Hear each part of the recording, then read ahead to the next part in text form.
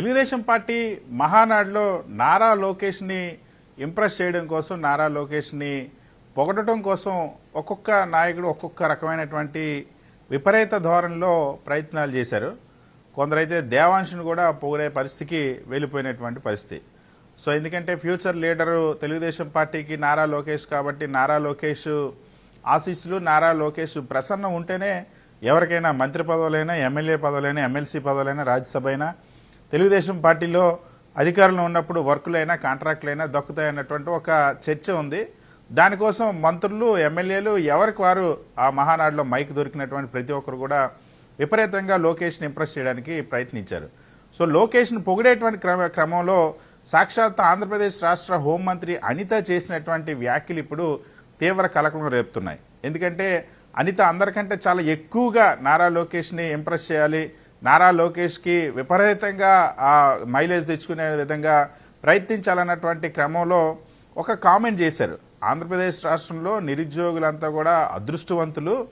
గతంలో ఉద్యోగాల కోసం నిరుద్యోగులు ఎదురు చూసేవాళ్ళు, ఇప్పుడు నిరుద్యోగులు ఎప్పుడు వస్తారని ఉద్యోగాలు ఎదురు చూస్తామని అవన్నీ కూడా నారా లోకేష్ తీసుకొచ్చినటువంటి ఐటీ కంపెనీల వల్ల ఈ పరిస్థితి వచ్చిందని అనిత చాలా అతిగా పొగిడినటువంటి పరిస్థితి. కానీ వాస్తవం ఏంటంటే ఆంధ్రప్రదేశ్ రాష్ట్రంలో నిరుద్యోగులు ఈ ప్రకటన చూసిన తర్వాత తీవ్ర మనోవేదన గురవుతా ఉన్నారు. ఒక విధంగా చెప్పాలంటే వాళ్ళ కడుపు రగిలిపోతుంది.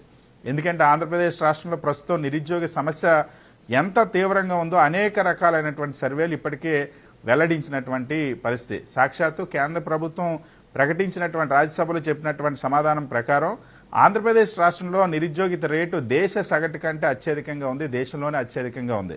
కేంద్రంలో దేశవ్యాప్తంగా 5.2% నిరుద్యోగిత రేటు ఉంటే ఆంధ్రప్రదేశ్ రాష్ట్రంలో 8.2% నిరుద్యోగిత రేటు ఉంది. అదేవిధంగా లేబర్ సర్వే ప్రకారం దేశంలోనే 3వ స్థానంలో నిరుద్యోగుల ఆంధ్రప్రదేశ్ రాష్ట్రం ఉంది.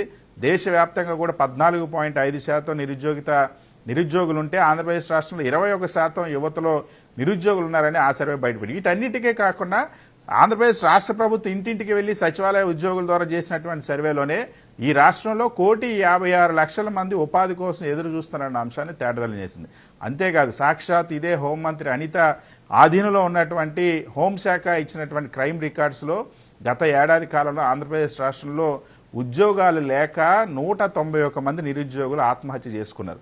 ఇవన్నీ వాస్తవాలు ఇలా ఉంటే ఆంధ్రప్రదేశ్ రాష్ట్రంలో నిరుద్యోగులు అదృష్టవంతులని కామెంట్ చేయడం, ఉద్యోగాలే ఎదురు చూస్తున్నాయని. వాస్తవానికైతే నారా లోకేష్ తీసుకొచ్చినట్టు ఐటీ కంపెనీలు ఇప్పటివరకు ఒక్క ఉద్యోగం కూడా రాలేదు. టీసీఎస్ కానీ ఏదైనా సరే ఇప్పటివరకు కూడా ఒక్క ఉద్యోగాన్ని కూడా ఇవ్వనటువంటి పరిస్థితి.